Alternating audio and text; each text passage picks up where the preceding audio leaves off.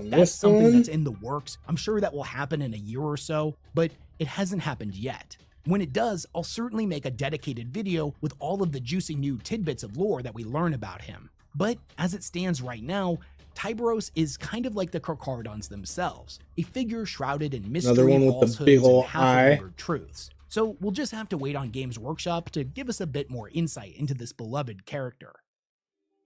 If you made it all the way to this point in the video, I feel like I need to be honest with you. Before I set out to make this deep dive, I didn't really think much of the space sharks. I mean, their Pacific Islander motif was cool, and I love even for the actual chapters that has lore. For example, you're playing Blood Angels and don't want their dark red theme, you can make your own. Yeah, that's pretty cool, dude. Just make it absolutely clear to your opponent when playing that they're Blood Angels. Okay, that's dope. So as long as the homie that I'm going against, as long as you're like, you're not trying to pull a fast one or be dishonest and stuff, that's down. Play with honor, dude. Probably the closest thing that we have in the 40k crowd. And over the last week, having read literally everything that exists as long on as these I guys, hey, bro, just so we're all on the same page. I understand this is what they are. I'm not trying to like passionate about them. I love the idea of a chapter of Space Marines that's like you paint them a certain fact. Like I get my regular blue Space Marines and be like, oh yeah, these guys are Blood Angels. They're just blue colored renegades. And then you don't tell them until you're already ready to lay down their lives in wars that will go unrecorded. When calculating damage and all that stuff, yeah, line of defense against the eldritch horrors that prowl the edge of our galaxy. Now, here's the thing. I don't have anything against loyalists. I definitely like several of the loyalist chapters, but I tend to find myself gravitating more towards the Chaos Warbands because if I'm being brutally honest, like sometimes the loyalist Space Marines can feel kind of samey. You've got your red ones, your green ones, your blue ones, same thing with a different paint scheme. Now, obviously, I'm being hyperbolic, but I think you get what I mean. But that's not the case with the Space Sharks. They're a massive breath of fresh air. They break away from the loyalist mold that is used way too often and do something totally different. They're accountable to no one but themselves. No law can leash them, no edict bind them. They go where they choose and operate how they see fit, with no oversight from the Imperium, like a fleet of apex predators ready to hunt down the heretic, the mutant, and the alien wherever they rear their head. I love the juxtaposition between their vows of silence and their sudden, brutal, explosive violence. I love the Pacific Islander-inspired culture, and I love all of the shark stuff. I love their dual nature as a fiercely loyal defender of humanity and an evil renegade slaver. And I'm not gonna lie to you, the concept that they speak outdated High Gothic, so most of the people can't understand them anyways, and those that can say that they're too formal, to the point of it being aggressively uncomfortable. You can paint like, I don't know. Ultramarines orange if you want. So relatable and hilarious to me. I don't think I've seen any orange Marines yet. There's also something so melancholic about these guys. Are you planning to get into the game itself or just build, paint, and collect for now? I'm planning on actually checking it out, like actual rules and playing and they've existed on their own. Thankfully, I'm barely getting into it now, so I don't have to like they have no forget all the rules and then go with 10th edition or whatever 10th generation rules that they got out right now. So I get to just learn blank slate, whatever rules are and right time now. Again, they plunge back into the depths of the outer dark, ready to lay down their lives in defense of a kingdom that doesn't even know they exist. I want to learn to play. There are no great halls venerating their fallen battle brothers. I've only played a tabletop game once in my life with a couple of friends for one night, and if their fleet was to end up never getting did it wiped again. out, 10,000 years of history would be A gone. little overwhelmed on whatever rules and. Yet none of that matters to what them. I want to do is learn whatever faction I'm going to choose. I want to learn that faction well enough to where I don't have to keep asking my opponent to hold on a second while I check my little cards and check the damage and this is let me make sure that I can do this. Hold on. I want to be able to keep the game smooth and going smooth without having to have people wait on me. And I mean, I know people are cool and don't mind waiting, but I'd rather not keep people waiting. Let's choose another video, a shorter one. Of course, I went to commercial.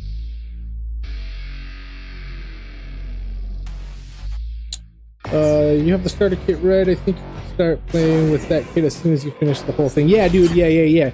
It comes with enough little guys for me to play one-on-one with somebody, like a short game. Just follow the rules because it's a huge time investment. Yeah, dude. Yeah, no, I'm down. I'll probably start off little, like with just these guys. Once I'm done with all of this, this is a game. The book that I got. The book that I got right here shows me how to paint 500 them, deluxe garden gnomes. Sign here, please. But I only wanted colors, 5. Yeah, there's not enough money in my account. I'm going to get charged. You know, your BMO Smart Advantage checking account gives you an extra day to avoid an overdraft fee. And right here, like So you don't like gnomes, playing. huh?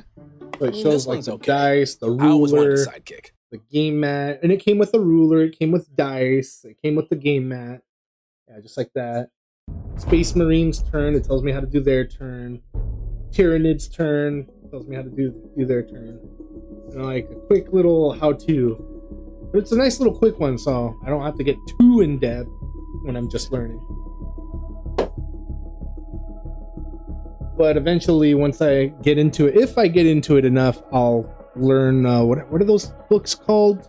Lexicons? No, I know the length. There's of something this else video where it's might like seem the book on that intimidating, faction especially for those alone. It's who like primarily have just it's a thick arrived. guy. I don't know how thick it doorstep is, but of I the know it's a lot of galaxy-spanning information just for lore-verse each faction. we know as 40k, or Warhammer 40,000. But it's cool, dude. It's Like, likely you've come here off the back of Space Marine 2. Getting and are all now excited hungry just or thinking just about it. curious for those important Codexes, next yes, steps. codexes. Well, I wanted to give a singular video You'll which stare covers at those everything models from for the current hours on situation end. within Make sure you like the contemporary design. lore Hell to yeah. the foundational Oh yeah, elements that's of the actually verse awesome for and the beginners. broader Yeah, dude. hobby. So the So that by box the end of set- this video, where's the you will box? not just be I think it's slightly in the other more room. interested Right? in Oh, 40k, yeah, the other but have a solid, Yeah, the box set informed foundation. says it comes to build with upon. 6 And yes, I've made Space beginners Marines videos or in the Ultramarines past, or whatever they're but called. The most recent one was Ultramarines. 5 Is there a years difference ago. between Ultramarines It's and time Space for an Marines? update, and it's time to improve upon So what it I've comes done with 6 before. of the With that homies, said, the ones with despite its flamethrowers, length, the level of and detail then like in a this video is captain very with no much for helmet. anybody He's got like new. a sword But and as a I always say, handgun. even if you've been in the hobby And verse of then 40k 10 for decades, Termagants a back to and basics 1 refresher Ripper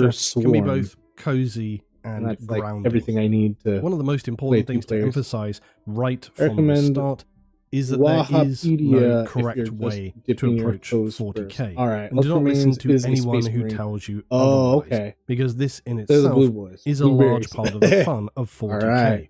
Yeah, It's that's what I'm entirely going to up make my you first ones what because that's how they path show on you the box choose. and how to Do you paint them, and continue those are the deeper paints they with what gave you me. already know, We're going to do those or like they say to do them tentatively try first, out and then unexplored if parts of the verse. when Perhaps I if get you feel another confident box enough, just of dive in with a new miniatures, totally then alien I'll, area of the lore. What I hope to achieve in this video then I'll find is out. to Well, first I guess I'll clarify find and out which answer faction common I want questions I regularly to see be. and hear So I'll have to do from some those reading coming on brand what new they into do the and what they 40k stand for and space. all that stuff. Across the 3 key And areas of the hobby: then lore, I'll buy the tabletop, box. and painting. I've also felt that some of my previous guides, as Yeah, I said, we'll didn't give get in some deep. essential details in terms Instead of of the buying a foundational codex, which lore. costs a good So chunk, I attempt but to address I mean, that if I in could this find video. myself like a And that's why PDF the runtime for it is longer. online, But of course, I'll be you happy can with that. never a free cover PDF. everything sufficiently in a single video. So I've linked many of my other videos below for additional reference for you to follow up with. And of course, always the recommendations at the end of the video. The world of Warhammer 40,000 is so immersive and take a addictive a picture setting of that it's why so many of us Wahapedia. have been committed to it since childhood. In that time, the game and lore have expanded many times over since those check it halcyon later. days of I mean, I guess I could swapping type it up Space into the Marine computer real models in the quick. I just playground and saving up don't want a to get few too coins sidetracked. I'll to see buy something that I like. one Oh, I'll new start reading blister it on my pack panel drive of right here. Astartes. In the modern world of 40k, there is an overwhelming amount of lore and PDFs are miniature not too good expansion since they happening update monthly the numbers and yearly. for balance. Many would say it's a better time than ever to get involved. Yet there are some hidden obstacles you may want to consider before choosing specifically Instead of buying where the codex, to which begin. costs a good chunk. Okay, Suffice so to say, though, Wahapedia if is the Space free Marine 2 resource. Is a free piqued your resource where I can look interest, up all that it stuff is a in my great pack. time to Okay, go I see. further, and the best advice I can give So you instead out of the buying the gate codex is or follow PDF, whatever stick to interests the you. If you're curious about the Tyranids, go they down update their that shit. path. I'm down. If you down. want to know more about Chaos, Most people explore buy the this codex and just so to on. There's certainly unlock advice it that can in the be official given to Warhammer. try and ensure you don't waste time and money in an area they that could buy it on become the a dead app. end. But Unlock. ultimately, it's It's very locked behind a subjective. paywall. If That's something seems I intriguing hate it to when you, they do that. then But it's I probably a understand good they got to sign make their to just paper trust one your way or gut another. But instinct and walk a Yeah, little dude. further along that path.